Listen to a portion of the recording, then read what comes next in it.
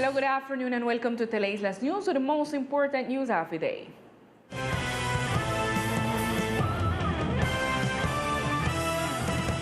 Evis Gabriel Ayola Diaz, 25 years old, and Antonio Mohamed Fuertes, 24 years, were identified as the deceased in events that took place over the weekend.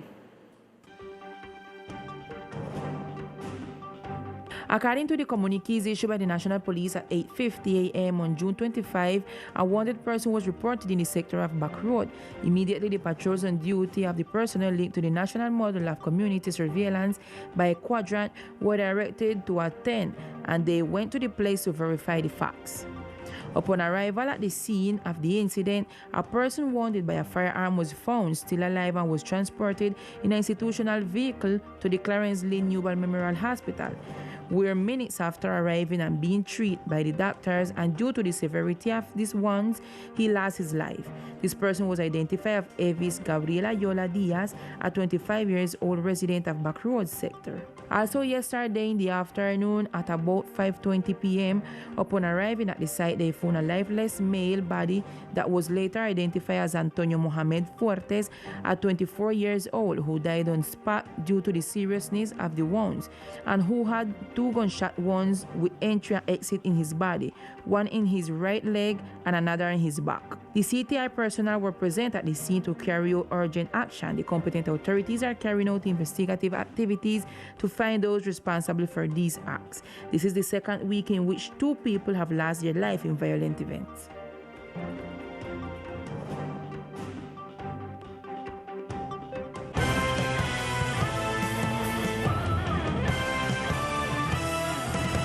According to a proposal made by some deputies 15 days ago in the plenary of the Departmental Assembly, a political control will be in place to the Secretary of Mobility regarding the negative points that this portfolio presents regarding roads of the island. We have more information. Hello, Lisa and Adi televiewers. We are here by the Departmental Assembly, where the deputies have a political control, where the Secretary of Mobility explained different kind of problems with the mobility of the island. Deputy Orly Rosso expanded this information. We seek to make a political control to the Secretary of Mobility, having as background the chaotic situation that is being experienced with the transportation system, referring to the issue that is going on in the parking lots of the island, the accidents with the mules, and the series of issues such as why the vehicle fleet does not have license plates. And indeed, he came to us today and is answering all the concerns of us deputies and also the different transport unions in San Andres. Okay, Lisa and televiewers, the deputy also explained what is the idea of this political control in the island. The idea of the political control is to try to improve the mobility situation and to know what are the strategies that the government has been implementing through this secretariat for several issues such as the driving licenses, which many people complain about because to get them they have to go to the other cities in Colombia. We hope to conclude this debate with some positive actions that will help the community. With all this topic of mobility, we are looking to coordinate with this secretariat and see how we can improve the transportation situation in the archipelago. Okay, Lisa, that's all the information for now. Continue with more information in the studio. Gisela Livingston for Teleislas News. Have a good day. Thank you, Gisela. And in other news, the national government gave details of the pluvial sewerage plan for the Archipelago Department. In an exclusive interview for Teleislas News, the Vice Minister of Water and Basic Sanitation, Jose Luis Acero, spoke about the pluvial sewage project for the Department of San Andres, which will have an investment of 50,000 million pesos. This is an allocation that was given by the national government through the Housing Ministry of 50,000 million pesos. The contracts of the awarding process were for a lower value. That is, we have an allocation cushion that can help to make any additional investment that may be required. This project helps us on 2 fronts. One is to reduce those floods that occur every time it rains in San Andres and were subject of criticism after last year's hurricane season, when we saw flooding levels of about 1.5 meters in the houses of District 4. This investment will allow us to prevent this harm happening again.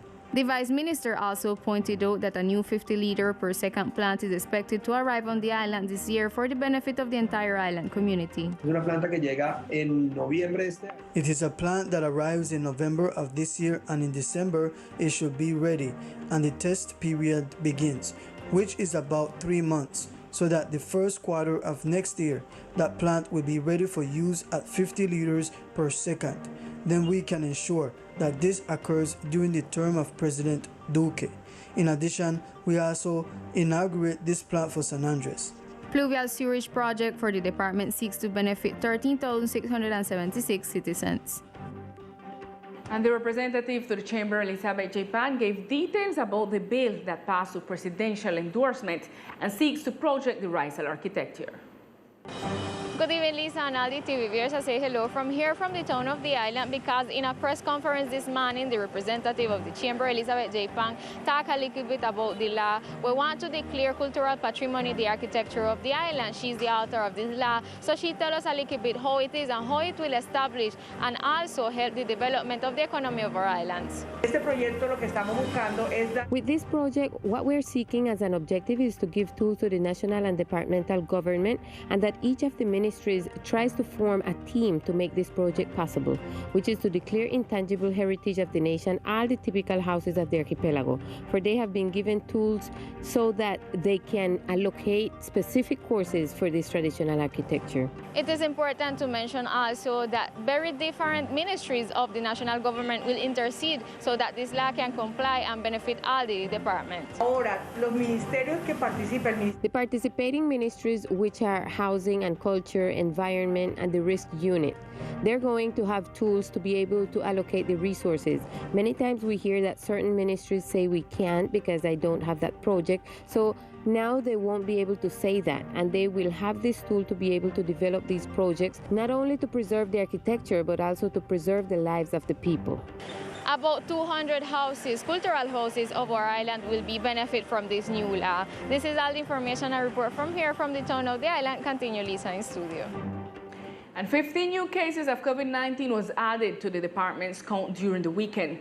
According to the daily report of the National Institution of Health, on Saturday, there were 10 infections, and for yesterday, 5 new infections were recorded for San Andres and Old Providence. There is a decrease in the number of daily deaths due to COVID-19 in the department. In the last 2 days, no deaths have been recorded in the archipelago. In the last local report by the administration up to June 26, 123 deaths due to COVID-19 were registered. On the same day, Saturday 26, the National Institute of Health reported 10 new infections, and on the 27th, 5 new cases were reported. On both days, San Andres and Old Providence did not report any deaths. The total number of cases is 6,256. It is important to remember that the testing, screening, and selective and sustainable isolation, or what is known as PRAS strategy, due to the Omicron in Spanish, continues to be implemented to stop the COVID-19 virus. And due to the increase of positive cases and in order to avoid crowds, the test will now be door-to-door. Today it will be carried out on the sector of Vista Hermosa, tomorrow in Las Palmas, Wednesday in Altos de Nataña, Thursday in Hillwell, and Friday in David Well. Saturday and Sunday will be in Guineahen. Today, the department has vaccinated 46,916 people. And now let's get to know other facts that are making news in our brief news sections of today.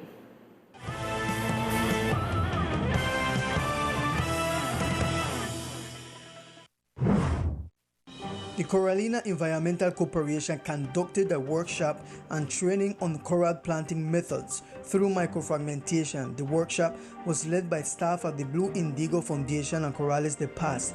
The activity was attended by 40 beneficiaries of the Marine, Coastal and Terrestrial Conservation Incentive Program. With the purpose of promoting local commerce, a women's entrepreneurship fair was held this weekend at the Morgan Canyon, where 15 entrepreneurs exhibited their products such as typical food, sweets, handicrafts, accessories in biodegradable materials, and clothing. This activity seeks to strengthen the work of local entrepreneurs.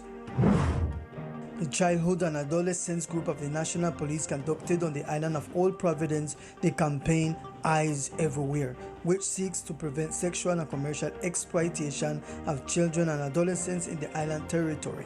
The uniformed officers shared an afternoon of games with the children of the community of Southwest Bay with the aim of creating spaces for healthy coexistence. We continue now with the weather forecast. The weather forecast for June 28th in the coastal area of the archipelago, the sky is partly cloudy. Temperature is 30 degrees Celsius with winds from the northeast direction with intensities of 18 km per hour. Humidity forecast is of 75% and probability of precipitation is of 38%.